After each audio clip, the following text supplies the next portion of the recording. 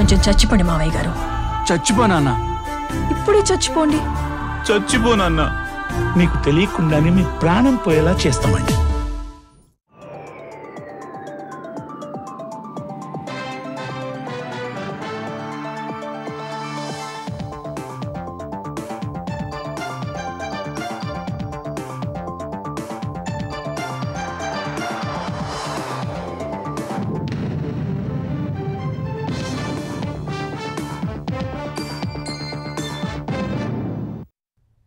నమస్కారం, ETV news కు స్వాగతం. ముఖ్యాంశాలు. పాత రిజర్వేషన్లతోనే పంచాయతీ ఎన్నికలు, తెలంగాణ సర్కారు నిర్ణయం. పార్టీ పరంగా బీసీలకు 42% కోటా కల్పిస్తామని ప్రకటన. డిసెంబర్ 2వ వారంలో స్థానిక పోరు, షెడ్యూల్ విడుదలకు కసరత్తు చేయనున్న ఎస్ఈసీ. గ్రామాల్లో మారనున్న రిజర్వేషన్లు.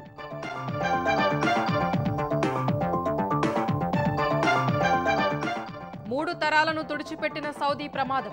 ఒకే కుటుంబానికి చెందిన 18 మంది దుర్మరణం. మృతుల్లో వృద్ధులు, 2 ఏళ్ల పసిపిల్లలు. జాబ్ క్యాలెండర్ విడుదలకు సిద్ధమవుతున్న ఏపీ సర్కార్. విభాగాల వారీగా ఖాళీల వివరాలు సేకరణ. దాదాపు 1,00,000 పోస్టులు నేరుగా భర్తీ చేసే అవకాశం. ఏపీలో గ్రామ వార్డు సచివాలయ ఉద్యోగులకు శుభవార్త. అంతర్జిల్లా బదిలీలకు ప్రభుత్వం పచ్చజెండా. పారదర్శకంగా జరగాలని ఆదేశం.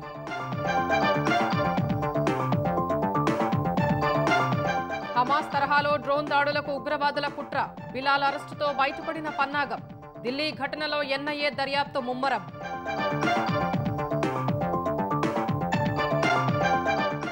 త్వరలో భారత్ అమెరికా మధ్య వాణిజ్య ఒప్పందం. సుంకాల సమస్య పరిష్కారంపై అధికార వర్గాల ఆశాభావం. 6 విడతల చర్చలు పూర్తయినట్లు వెల్లడి.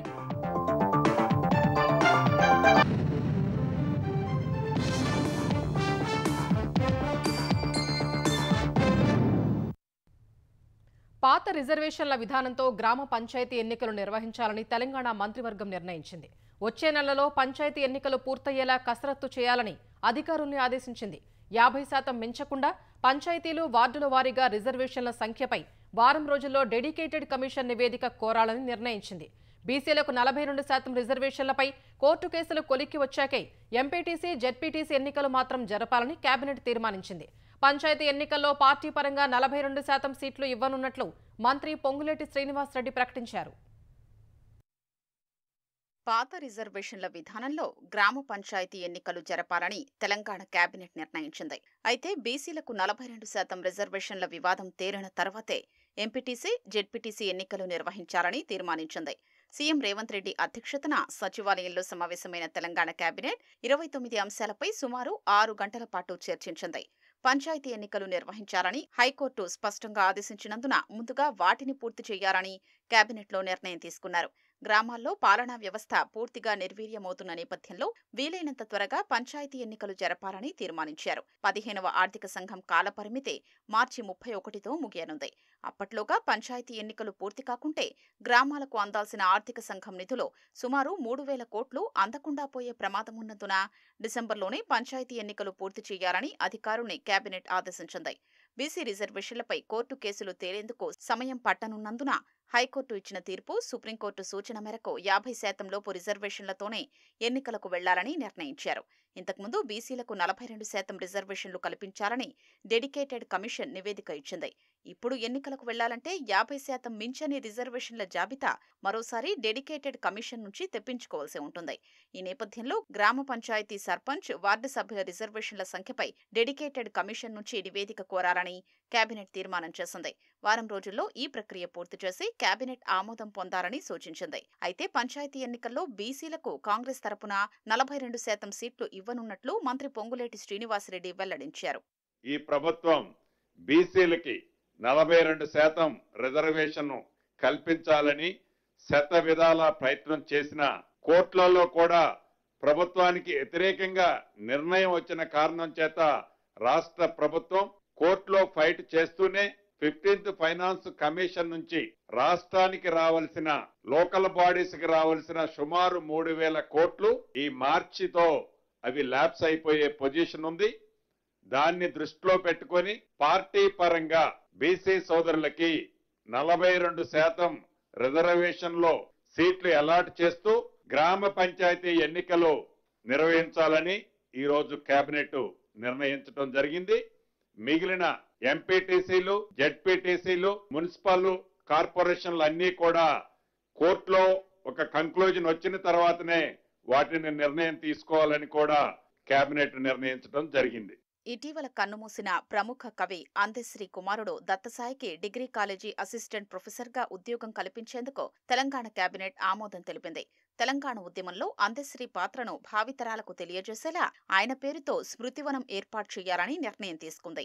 అందెశ్రీ రచించిన జయ జయ హే తెలంగాణ గీతాన్ని పాఠశాల పాఠ్యపుస్తకాల్లో చేర్చనున్నారు. ఎస్ఆర్ఎస్పీ స్టేజ్ 2 మెయిన్ కెనాల్ కు మాజీ మంత్రి దివంగత రామ్రెడ్డి దామోదర్ రెడ్డి పేరు పెట్టేందుకు మంత్రివర్గం ఆమోదం తెలిపింది. కాంగ్రెస్ ప్రభుత్వం ఏర్పడి 2 ఏళ్లు పూర్తవుతున్న సందర్భంగా డిసెంబర్ 8, 9 తేదీల్లో ఫ్యూచర్ సిటీలో తెలంగాణ రైజింగ్ గ్లోబల్ సమ్మిట్ నిర్వహణకు కేబినెట్ ఆమోదం తెలిపింది. 2 ఏళ్లలో ప్రభుత్వం అందించిన సంక్షేమ పథకాలు, సాధించిన విజయాల్ని గ్లోబల్ సమ్మిట్ వేదికగా 8వ తేదీన ప్రజలకు వివరించే కార్యక్రమాలు నిర్వహించాలని నిర్ణయించారు.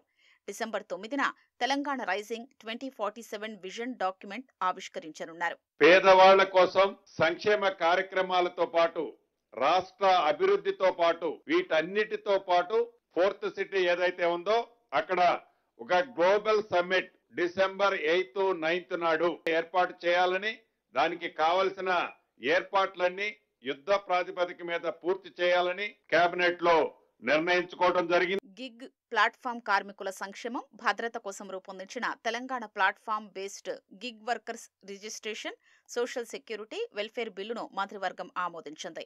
ఎన్నికల్లో ఇచ్చిన హామీ మేరకు నిర్ణయం తీసుకుంది. సౌదీ అరేబియా బస్సు ప్రమాదంపై మంత్రివర్గం దిగ్భ్రాంతిని వ్యక్తం చేసింది. మృతుల కుటుంబాలకు 5 లక్షల చొప్పున పరిహారం అందించాలని నిర్ణయించింది. మంత్రి అజారుద్దీన్ ఎంఐఎం ఎమ్మెల్యే మైనారిటీ విభాగానికి చెందిన అధికారితో కూడిన ప్రభుత్వ ప్రతినిధి బృందాన్ని సౌదీ పంపేందుకు కేబినెట్లో నిర్ణయం తీసుకున్నారు. మృతులకు అక్కడే అంత్యక్రియలు నిర్వహించాలని, ఒక్కో కుటుంబం నుంచి 2 సౌదీకి తీసుకెళ్లేందుకు ఏర్పాట్లు చేయాలని నిర్ణయించారు. ఔటర్ రింగ్ రోడ్డు లోపల ఉన్న పారిశ్రామిక భూముల్ని మల్టీ యూజ్ జోన్స్ గా మార్చేందుకు రూపొందించిన హైదరాబాద్ ఇండస్ట్రియల్ ల్యాండ్స్ ట్రాన్స్ఫర్మేషన్ పాలసీకి మంత్రివర్గం ఆమోదించింది. కేబినెట్ సమావేశం తర్వాత జూబ్లీహిల్స్ ఉప ఎన్నికపై సీఎం, మంత్రులు చర్చించారు. జూబ్లీహిల్స్ ఉప ఎన్నిక విజయంపై సీఎం రేవంత్ రెడ్డిని మంత్రులు అభినందించారు. డివిజన్ల వారీగా బాధ్యతలు తీసుకుని ఎన్నికల్లో పనిచేసిన మంత్రుల్ని సీఎం అభినందించారు. తెలంగాణలో డిసెంబర్ 2వ వారంలో పంచాయతీ ఎన్నికల నిర్వహణకు షెడ్యూల్ వెలువడే అవకాశం ఉంది. ఆ నెలాఖరులోపు ఎన్నికల ప్రక్రియ పూర్తి చేసే వీలుంది. డిసెంబర్ 1 నుంచి 9 వరకు ప్రజాపాలన వారోత్సవాల తర్వాత పంచాయతీ ఎన్నికలు నిర్వహించాలని మంత్రిమండలి నిర్ణయం తీసుకున్న నేపథ్యంలో ఆ దిశగా పంచాయతీరాజ్ శాఖ, రాష్ట్ర ఎన్నికల సంఘం దృష్టి సారించాయి. నిన్న జరిగిన మంత్రిమండలి భేటీలో స్థానిక ఎన్నికలపై విస్తృతంగా చర్చ జరిగింది. రిజర్వేషన్ల అమలు, రాష్ట్ర హైకోర్టు, సుప్రీంకోర్టు ఆదేశాలు, న్యాయ నిపుణుల సలహాలపై పంచాయతీరాజ్ శాఖ నివేదిక ఇవ్వగా దానిపై మంత్రులు తమ అభిప్రాయాల్ని వెల్లడించారు. మెగా డిఎస్సీని విజయవంతంగా పూర్తి చేసిన ఏపీ ప్రభుత్వం జాబ్ క్యాలెండర్ ప్రకటించేందుకు సిద్ధమవుతోంది. విభాగాల వారీగా ఖాళీల లెక్కలు సేకరిస్తోంది. ఇప్పటివరకు 157 విభాగాలు మంజూరైన పోస్టులు, ఖాళీల వివరాల్ని నిర్ధారించగా మరో 24 విభాగాలు సమాచారం వెల్లడించాల్సి ఉంది. వాటిలో నేరుగా నియామకాలు జరిపే పోస్టుల్ని నిరుద్యోగ యువతతో భర్తీ చేయనున్నారు. ఎన్నికల హామీ మేరకు జాబ్ క్యాలెండర్ ప్రకటించేందుకు కూటమి ప్రభుత్వం కసరత్తు చేస్తోంది. ఆయా శాఖల్లో మంజూరైన పోస్టులు, ఖాళీలు, కాంట్రాక్టు ఉద్యోగుల వివరాలు సేకరిస్తోంది. ఆర్థిక శాఖ ఆధ్వర్యంలోని నిధి హెచ్ఆర్ఎంఎస్ పోర్టల్లో ఆ వివరాలు నమోదు చేయిస్తోంది. వాటిని ఆయా విభాగాధిపతులు నిర్ధారించాల్సి ఉంది. అన్ని శాఖల్లో కలిపి 30% వరకు ఖాళీలు ఉన్నట్లు ప్రాథమిక సమాచారం.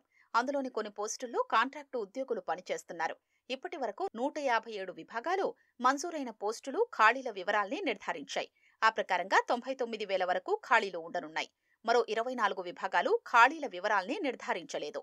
ఇంకో 21 శాఖల వివరాల నమోదు ప్రాసెస్లో ఉంది. ఇవన్నీ పూర్తయితేనే మొత్తం ఖాళీల లెక్క తేరనుంది. ఆర్థిక శాఖ వద్దనున్న వివరాల ప్రకారం రెవెన్యూ శాఖలో మొత్తం ఖాళీలు 13,000గా గుర్తించారు. ఈ శాఖలోని 7 హెచ్ఓడీలు ఇప్పటి వరకు 4,787 ఖాళీల్ని నిర్ధారించారు. అందులో నేరుగా నియామకాలు జరిపే పోస్టులు 2,552గా తేల్చారు. ఉన్నత విద్యాశాఖలో 7,000, విశ్వవిద్యాలయాల్లో 3,000కు పైగా ఉన్న ఖాళీల్ని కోర్టు కేసులు తొలగించి భర్తీ చేసేందుకు ఇప్పటికే ఆ శాఖ చర్యలు చేపట్టింది. పురపాలక పట్టణాభివృద్ధి శాఖలో ఉన్న 27,000 ఖాళీల్లో దాదాపు 23,000కు నేరుగా నియామకాలు చేపట్టాల్సి ఉంది. నైపుణ్యాభివృద్ధి శిక్షణా విభాగంలో 4,000కు పైగా ఖాళీలు నిర్ధారించారు. వ్యవసాయ శాఖలో 3,000కు పైగా ఖాళీలు ఉండగా అందులో డైరెక్ట్ రిక్రూట్మెంట్ పోస్టులు 2,400గా గుర్తించారు.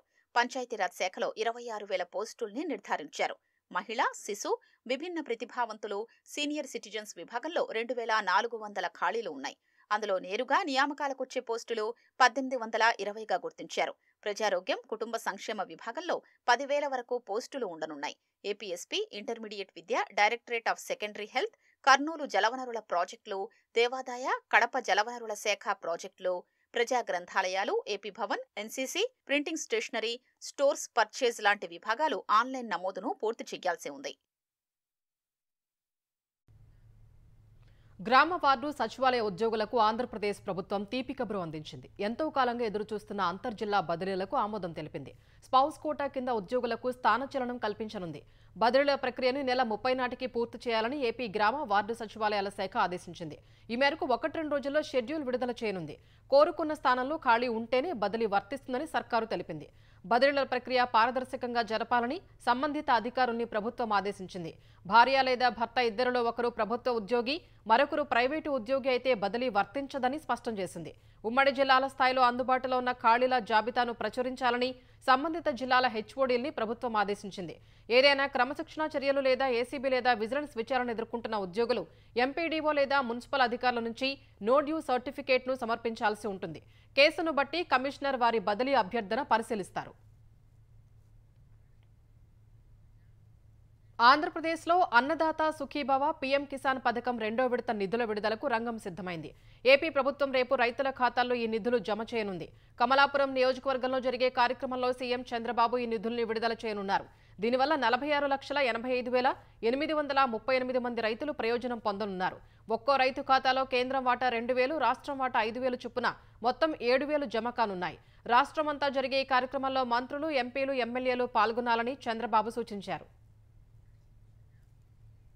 అరవింద్ పనగడియా నేతృత్వంలోని 16వ ఆర్థిక సంఘం 2026-31 మధ్యకాలానికి రాష్ట్రాలకు పంపిణీ చేసే ఆర్థిక వనరులకు సంబంధించిన నివేదికను రాష్ట్రపతి ద్రౌపది ముర్ముకు సమర్పించింది. బడ్జెట్ సమావేశాల్లోపు ఈ నివేదికను కేంద్రం పార్లమెంటులో ప్రవేశపెట్టనుంది. అప్పుడు గాని రాష్ట్రాలకు పన్నుల వాటా ఎంత దక్కుతుందనే విషయం తెలియదు. జనాభా నియంత్రణను బలంగా అమలు చేసినందున ఆ ప్రాతిపదికన కేటాయింపులు జరపకూడదని దక్షిణాది రాష్ట్రాలు మూకుమ్మడిగా డిమాండ్ చేస్తున్నాయి. ఆ విషయాన్ని ఆర్థిక సంఘం ఎంతవరకు పరిగణనలోకి తీసుకుందన్న ప్రశ్నలు తలెత్తుతున్నాయి. 2023 డిసెంబర్ 31న 16వ ఆర్థిక సంఘాన్ని కేంద్రం ఏర్పాటు చేయగా దాని సిఫార్సులు 2026 ఏప్రిల్ 1 నుంచి అమల్లోకి రానున్నాయి. కేంద్రం పన్నుల్లో రాష్ట్రాలకు 42% వాటా పంపిణీ చేయాలని 14వ ఆర్థిక సంఘం సిఫార్సు చేయగా కేంద్రం యథాతథంగా అమలు చేసింది. 15వ ఆర్థిక సంఘము అదే విధానాన్ని బలపరిచింది.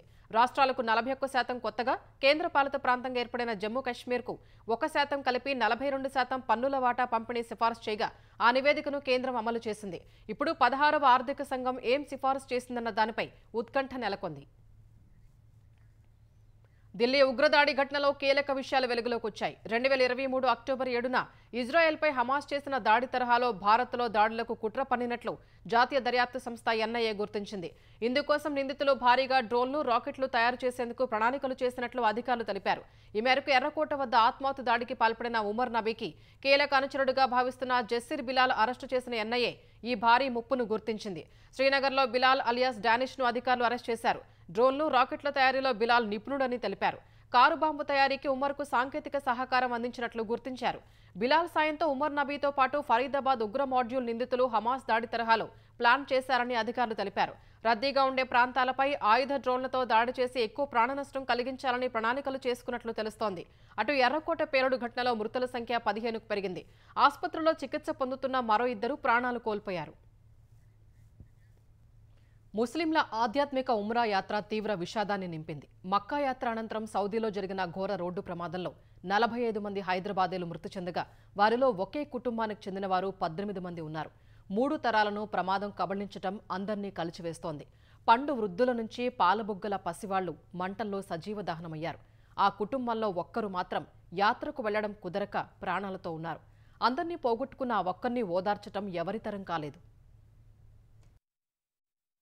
సౌదీ అరేబియాలో జరిగిన రోడ్డు ప్రమాదం 3 తరాలను తుడిచిపెట్టుకుపోయేలా చేసింది. 75 ఏళ్ల తాత నుంచి 2 ఏళ్ల పసివాళ్లను బస్సు ప్రమాదం బలి తీసుకుంది. భార్యాభర్తలు, తండ్రి కొడుకులు, తల్లి బిడ్డలు, అన్నా చెల్లెళ్లు కలిపి మొత్తం 18 మందిని ఒకేసారి పొట్టన పెట్టుకుంది. సౌదీ అరేబియాలో సోమవారం తెల్లవారుజామున జరిగిన ఘోర ప్రమాదం హైదరాబాద్ విద్యానగర్కు చెందిన విశ్రాంత రైల్వే ఉద్యోగి నసీరుద్దీన్ కుటుంబానికి అంతులేని విషాదాన్ని మిగిల్చింది. 3 తరాల వాళ్లు మరణించడంతో అమెరికాలో ఉంటున్న నసీరుద్దీన్ పెద్ద కుమారుడు సిరాజుద్దీన్ ఒక్కడే మిగిలాడు. కుటుంబం మొత్తాన్ని కోల్పోయి తానొక్కడే మిగలటంతో సిరాజుద్దీన్ను ఓదార్చటం ఎవరి తరం కావడం లేదని సమీప బంధువులు చెప్పారు. విద్యానగర్లో నివాసముండే 75 ఏళ్ల షేక్ నసీరుద్దీన్ దక్షిణ మధ్య రైల్వేలో ట్రైన్ గార్డుగా పనిచేసి పదవీ విరమణ చేశారు. కుమారులు సిరాజుద్దీన్, సలావుద్దీన్, 3 కుమార్తెలు అమీనా బేగం, షబానా బేగం, రిజ్వానా బేగం ఉన్నారు. అందరూ కలిసి పవిత్ర ఉమ్రా యాత్రకు వెళ్లారు. సిరాజుద్దీన్ అమెరికాలో ఉండి రాలేకపోయారు. అతని భార్య, 3 పిల్లలు యాత్రకు వెళ్లారు. నసీరుద్దీన్ మరో కుమారుడు సలావుద్దీన్, ఆయన కుమార్తెలు అమీనా బేగం, షబానా బేగం, రిజ్వానా బేగం వారి పిల్లలతో యాత్రలో పాల్గొన్నారు. వీరంతా ప్రమాదంలో మరణించడం తీవ్ర విషాదానికి దారితీసింది. బిగ్ ట్రాజెడీ ఇది. సో మక్కల ఉమ్రా అయిపోయింది. అది పద్ధతి ప్రకారం మక్కా నుంచి మదీనా వెళ్తారు. తోవాలోనే ఇది జరిగిపోయింది. షేక్ నసీరుద్దీన్ వాళ్ళ ఫ్యామిలీ మొత్తం 18 పీపుల్, అందులో ఆడలు ఉన్నారు, మొగాళ్ళు ఉన్నారు, చిన్న పిల్లలు కూడా ఉన్నారు. అందరు చనిపోయారు. రిచువల్స్ ప్రకారం అక్కడ ఎవరికైతే అక్కడ చనిపోతే అక్కడనే మొత్తం ఫ్యూనరల్ అట్లా అయిపోతుంది. 12-1 o'clock మాట్లాడారు. ఇట్లా అయిపోయింది మాది, ఇక్కడ మదీనాకి వెళ్తున్నామని చెప్పారు. మా సట్టగూడ వాళ్ళది ఫ్యామిలీ మొత్తం 18 మెంబర్స్ ఉన్నారు. ఒకటే ఇంట్లో ఫ్యామిలీ, మా మర్దలు, మా సట్టగూడు, వాళ్ళ చిన్న పిల్లలందరూ. ఈ ఘటనపై నసీరుద్దీన్ సోదరుడు సయ్యద్ రషీద్ కన్నీటి పర్యంతమయ్యారు. ఒక్క రోజులో అంతా తలకిందులైపోయిందని, 3 తరాల వారు దూరమయ్యారని విలపించారు. చిన్నారుల కేరింతలతో సందడిగా ఉండే నసీరుద్దీన్ ఇల్లు బోసిపోయిందని బోరుమన్నారు. పార్టీ ఫిరాయింపుల ఆరోపణలు ఎదుర్కొంటున్న 10 మంది ఎమ్మెల్యేలపై దాఖలైన అనర్హత పిటిషన్లపై 3 నెలల్లోపు నిర్ణయం వెలువరించాలని సుప్రీంకోర్టు చెప్పినా దానిపై ఇంతవరకు తెలంగాణ స్పీకర్ నిర్ణయం వెలువరించకపోవడం పూర్తిగా కోర్టు ధిక్కారం కిందకు వస్తుందని సుప్రీంకోర్టు ప్రధాన న్యాయమూర్తి జస్టిస్ బిఆర్ గవాయ్ పేర్కొన్నారు. వచ్చే విచారణ తేదీలోపు ఆ పిటిషన్లపై చర్యలు తీసుకుంటే సరే, లేదంటే కోర్టు ధిక్కరణను ఎదుర్కోవాల్సి ఉంటుందని హెచ్చరించారు.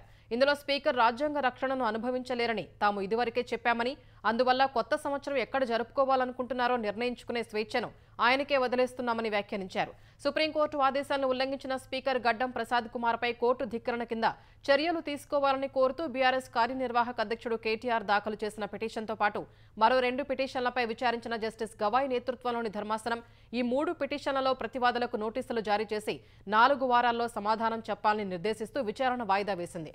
తదుపరి ఉత్తర్వులు జారీ చేసేంత వరకు కోర్టు ధిక్కరణ పిటిషన్లో స్పీకర్కు వ్యక్తిగత హాజరు నుంచి మినహాయింపు ఇస్తున్నట్లు పేర్కొన్నారు. 4 అనర్హత పిటిషన్లకు సంబంధించిన విచారణలో భాగంగా వాదనలు వినేందుకు శాసనసభాపతి ప్రసాద్ కుమార్ షెడ్యూల్ ప్రకటించారు. తెల్లం వెంకట్రావు, డాక్టర్ సంజయ్పై దాఖలైన పిటిషన్లకు సంబంధించి రేపు వాదనలు విననున్నారు.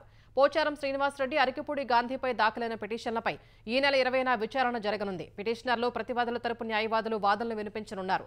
మొత్తం 10 మంది ఎమ్మెల్యేలపై బీఆర్ఎస్ అనర్హత పిటిషన్లు దాఖలు చేయగా కాళే యాదయ్య, ప్రకాష్ గౌడ్, బండ్ల కృష్ణమోహన్ రెడ్డి, గూడెం మహిపాల్ రెడ్డి పిటిషన్లపై విచారణ పూర్తి చేసిన స్పీకర్ తీర్పు రిజర్వ్ చేశారు. ఎమ్మెల్యేలు దానం నాగేందర్, కడియం శ్రీహరిపై విచారణ ప్రారంభం కావాల్సి ఉంది. అనర్హత పిటిషన్లపై 4 వారాల్లోగా నిర్ణయం తీసుకోవాలని సుప్రీంకోర్టు సభాపతికి గడువు ఇచ్చింది. రామోజీ గ్రూప్ సంస్థల వ్యవస్థాపకులు రామోజీరావు జయంతిని పురస్కరించుకుని స్ఫూర్తి ప్రదాతలకు రామోజీ అవార్డులు ప్రదానం చేయటం అభినందనీయమని సర్వేపల్లి ఎమ్మెల్యే సోమిరెడ్డి చంద్రమోహన్ రెడ్డి అన్నారు. సారా నిషేధ ఉద్యమంలో రామోజీరావు కీలక పాత్ర పోషించారని గుర్తు చేశారు. సారా వ్యతిరేక 22 జిల్లాల్లో పాటలు జరిపినాయి. ఉమ్మడి జిల్లాలో ఒక్క నెల్లూరు జిల్లా పాటలు జరగలే. అంత పెద్ద ఉద్యమం జరిగింది. అంటే రామోజీరావు గారి బ్లెస్సింగ్స్ ఆ ఉద్యమానికి ఉన్నాయి. అందుకని మాకు ఒక సపోర్ట్ వచ్చింది, మారల్ సపోర్ట్. ఎన్టీ రామారావు గారు దాన్ని చూసే వచ్చి నెల్లూరులో బహిరంగ సభ పెట్టాడు. పెట్టి నేను అధికారంకి వస్తే ఫస్ట్ నేను ప్రమాణ స్వీకారం చేయగానే సారా నిషేధిస్తాను, మద్యపానం కూడా నిషేధిస్తాను. ఆ దెబ్బతో కూడా విజయభాస్కర్ రెడ్డి, కోట్ల విజయభాస్కర్ రెడ్డి కొద్ది నెలల్లోనే సారా నిషేధం ప్రకటించాడు. భారత్ అమెరికా మధ్య తొలిదశ వాణిజ్య ఒప్పందం అతి త్వరలో ఖరారవుతుందని కేంద్ర ప్రభుత్వ వర్గాలు తెలిపాయి. భారత్పై విధించిన 25% సుంకాలతో పాటు రష్యన్ చమురు కొనుగోలు చేయడం వల్ల విధించిన 25% అదనపు చమురు సుంకాల సమస్య తొలిదశ ఒప్పందంతో పరిష్కారం అవుతుందని పేర్కొన్నాయి. తొలిదశ ఒప్పందంపై చర్చలు తుది దశకు చేరుకున్నాయని వాణిజ్య శాఖ ఉన్నతాధికారి తెలిపారు. వ్యవసాయం, పాడి పరిశ్రమలో తమ ఎగుమతులకు మార్గం సుగమం చేయాలని ఎప్పటి నుంచి అమెరికా భారత్ను కోరుతోంది. అయితే రైతులు, మత్స్యకారులకు నష్టం కలిగించే చర్యలు తీసుకోమని భారత్ ఇప్పటికే స్పష్టం చేసింది. ఈ నేపథ్యంలో రెండు దేశాల మధ్య వాణిజ్య ఒప్పందం ఆలస్యమవుతూ వచ్చింది. కఠినమైన వీసా నిబంధనలు, సామాజిక మాధ్యమాల ఖాతాల పరిశీలన వంటి విధానాలతో ఉన్నత విద్య కోసం అమెరికా వెళ్లే అంతర్జాతీయ విద్యార్థుల సంఖ్య ఈ ఏడాది భారీగా తగ్గింది. అమెరికా విశ్వవిద్యాలయాలు, కళాశాలల్లో 2025 శరదృతువులు కొత్త విద్యార్థుల సంఖ్యలో 17% తగ్గుదల నమోదైంది. ఈ మేరకు ఓపెన్ డోర్ నివేదిక వెల్లడించింది. 825కు పైగా ఉన్నత విద్యా సంస్థలు 2025 ఫాల్ స్నాప్ స్టాట్ కార్యక్రమంలో పాల్గొనగా 2025-26 విద్యా సంవత్సరానికి అంతర్జాతీయ విద్యార్థుల సంఖ్యలో 1% తగ్గుదల ఉన్నట్లు నివేదించాయి. గ్రాడ్యుయేట్ల నమోదు 12% మేర తగ్గిందని ఆ సంస్థలు తెలిపాయి. కొత్త విద్యార్థుల సంఖ్య తగ్గినప్పటికీ మిగిలిన దేశాలతో పోలిస్తే భారతీయులే ప్రథమ స్థానంలో ఉన్నారు. చైనా, దక్షిణ కొరియా తరువాతి స్థానాల్లో ఉన్నాయి. 2023తో పోలిస్తే 2024లో విద్యార్థులకు జారీ చేసే వలసేతర ఎఫ్ వీసాల్లో భారతీయుల సంఖ్య 33.2% తగ్గినట్లు ఆయా సంస్థలు పేర్కొన్నాయి. బీహార్లో నూతన ప్రభుత్వం ఏర్పాటుకు సన్నాహాలు ప్రారంభమయ్యాయి. రేపు జేడీయూ అధినేత నితీష్ కుమార్ను శాసనసభాపక్ష నేతగా ఎన్డీఏ ఎమ్మెల్యేలు ఎన్నుకోనున్నారు. సీఎం నితీష్ కుమార్ మరోసారి గవర్నర్ను కలిసి తన రాజీనామాతో పాటు కూటమి నేతల మద్దతు లేఖల్ని సమర్పించనున్నారు. బీహార్లో ఎల్లుండి నూతన ప్రభుత్వం కొలువు తీరనుంది. పట్నాలోని గాంధీ మైదానంలో జరిగే కార్యక్రమంలో నితీష్ కుమార్ 10వ సీఎంగా ప్రమాణం చేయనున్నట్లు తెలుస్తోంది. 35 నుంచి 36 మంది మంత్రులు ఉండే అవకాశం ఉంది. ఈ కార్యక్రమానికి ప్రధాని మోదీ, కేంద్ర మంత్రులు అమిత్ షా, రాజ్నాథ్ సింగ్, ధర్మేంద్ర ప్రధాన్లు పాల్గొనున్నారు. కేబినెట్ బెర్తల కోసం కూటమిలోని భాగస్వామ్య పక్షాలు లాబీయింగ్ చేస్తున్నట్లు తెలుస్తోంది. కొత్త మంత్రివర్గంలో బీజేపీ, జేడీయూల నుంచి 6 కొత్త ముఖాలకు చోటు దక్కే అవకాశాలు కనిపిస్తున్నాయి. మరోవైపు కొత్తగా ఎన్నికైన ఆర్జేడీ ఎమ్మెల్యేలు తమ పార్టీ నేతగా తేజస్వి యాదవ్ను ఎన్నుకున్నారు. ఈ మేరకు ఆ పార్టీ అధికార ప్రతినిధి శక్తి సింగ్ తెలిపారు. సెల్ ఫోన్ గుర్తింపునకు కీలకమైన 15 అంకెల IMEI నంబర్ను మార్చడం నాన్ బెయిలబుల్ నేరమని టెలికాం విభాగం తెలిపింది. ఈ నేరానికి పాల్పడిన వారికి 3 ఏళ్ల వరకు జైలు శిక్ష, 50 లక్షల వరకు జరిమానా లేదా 2 శిక్షలు కలిపి విధించొచ్చని హెచ్చరించింది. IMEI విషయంలో చట్ట నిబంధనలకు కట్టుబడి ఉండాలని సెల్ ఫోన్ తయారీ సంస్థలు, బ్రాండ్ యజమానులు, దిగుమతిదారులు, విక్రయశాలల నిర్వాహకుల్ని డాట్ ఆదేశించింది. ధృవీకరణలు మార్చిన cell phone, modem, module, SIM box వంటివి ఉద్దేశపూర్వకంగా కలిగి ఉండటము నేరమేనని స్పష్టం చేసింది. IMEIని మార్చేందుకు ఉపయోగపడే పరికరాల్ని కలిగి ఉండటం టెలికాం, సైబర్ సెక్యూరిటీ చట్ట నిబంధనలకు విరుద్ధమని పేర్కొంది. దేశీయంగా తయారు చేసి విక్రయించే cell phone, modem, module, sim బాక్స్ల IMEI నంబర్ను ప్రభుత్వం దగ్గర తప్పనిసరిగా నమోదు చేయాలని వెల్లడించింది. దిగుమతిదారులు కూడా డివైస్ సేతు పోర్టల్లో నమోదు చేయాలని డాట్ పేర్కొంది.